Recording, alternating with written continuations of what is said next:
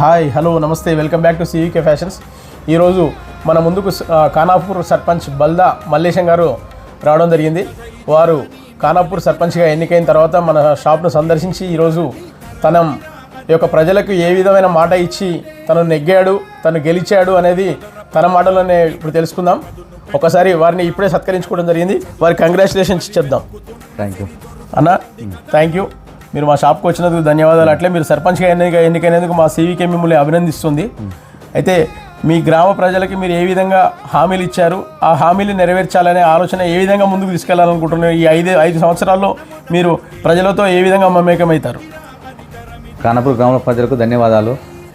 ఎలాంటి సమస్యలున్నా పరిష్కరిస్తాను. ఏ ఏ వార్డుకైనా ఎన్ని సమస్యలు వచ్చినా ఎదుర్కొంటా. ఏ ప్రతిఫలం తోడైనా నేను ముందుకుంటే గ్రామ ప్రజలతో అందుబాటు ఉంటాని. ప్రత్యేక హామీలు ఏమైనా ఇచ్చిర్రా? ప్రత్యేకం ఏమీ లేదు. ప్రజలు అందుబాటు ఉంటాని.